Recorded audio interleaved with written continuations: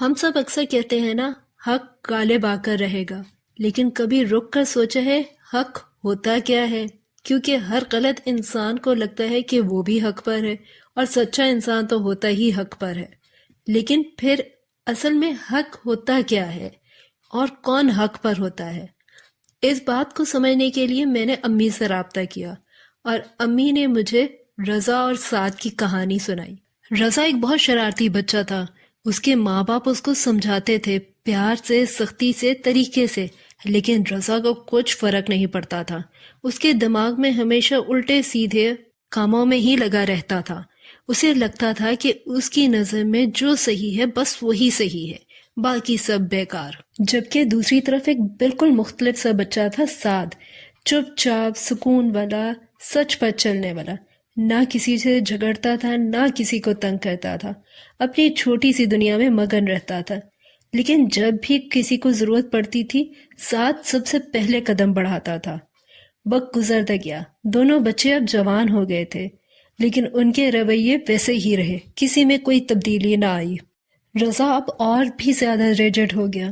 اب وہ ایک ایسا نوجوان بن گیا تھا جسے لگتا تھا کہ اس کی ہی مرضی اصل میں قانون ہے۔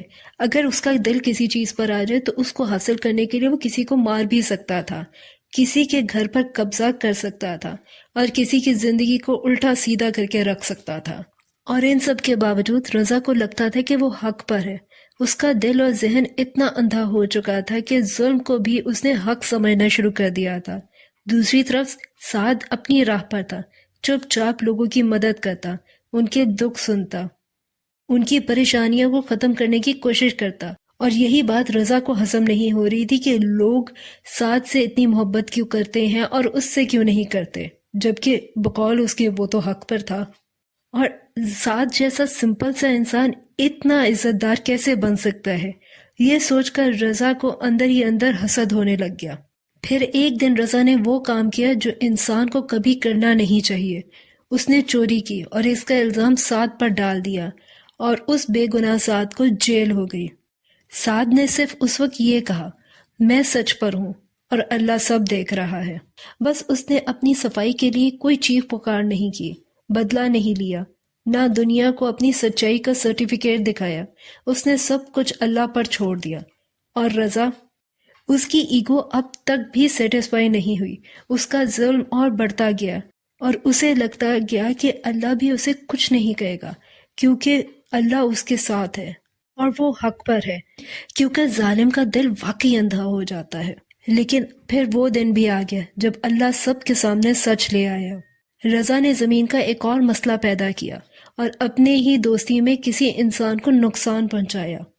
اس بار جو لوگ چپ تھے وہ بولنے لگے تھے، جو لوگ اندھے تھے وہ دیکھنے لگے تھے، اور جو لوگ رضا سے ڈرتے تھے وہ اس کے خلاف گواہی دینے لگے۔ اسی وقت پولیس نے ایک پرانی CCTV فوٹیج نکالی جس میں چوری کرتا ہوا صرف ایک چہرہ تھا، اور وہ چہرہ تھا رضا کا۔ سعد بے گناہ ثابت ہوا، جیل کا دروازہ اس کے لیے کھل گیا، اور وہ باعزت بری ہو کر اپنوں میں پہنچ گیا۔ اور اس نے سب سے پہلی بات یہی کہی، دیکھا، حق غالب آ گیا، بے شک حق غالب آنے کے لیے ہی ہے۔ بس اس دن سے اس جگہ پر یہ بات مشہور ہو گئی کہ ظلم لمبا تو چل سکتا ہے پر حق غالب آ کر رہتا ہے۔ رضا کو پہلی بار سمجھ میں آیا کہ حق وہ نہیں ہوتا کہ جس کے اندر چیخو پکار کی جائے، حق وہ ہوتا ہے جو اللہ کے ساتھ ہو۔ غلط انسان کو چاہے لاکھ دفعہ لگے کہ وہ صحیح ہے، لیکن اللہ کے نزدیک وہ کبھی حق پر نہیں ہوتا۔ امی کی یہ کہانی سن کر میرے اندر ایک نئی امید جاگی، اور مجھے سمجھ آ گیا کہ حق کا مطلب صرف میں صحیح نہیں ہوتا۔ حق کا مطلب ہوتا ہے نیت صاف ہونا، دل کا صاف ہونا، اور اللہ پر یقین رکھنا۔ اور جس کے پاس یہ تینوں چیزیں ہیں، اس کا حق کبھی ڈوبتا نہیں ہے، کبھی مرتا نہیں ہے، کبھی مٹتا نہیں ہے۔ کیا آپ کو یاد نہیں کہ حضرت یوسف علیہ السلام کے بھائیوں نے کیسے انہیں کنویں میں پھینک کر یہ سمجھا کہ اب یہ سچ کبھی باہر نہیں آئے گا؟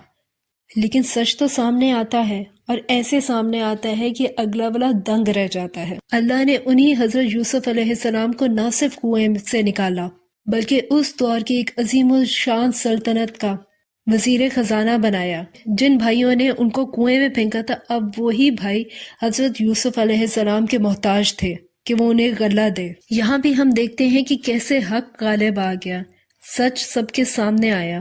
وہ سچ جو انہوں نے تنہائی میں چھپ کر کیا تھا، وہ سچ جس کو وہ سمجھتے تھے کہ کبھی باہر نہیں آ سکتا، وہ نہ صرف باہر آیا بلکہ سچ اور حق کی فتح ہوئی۔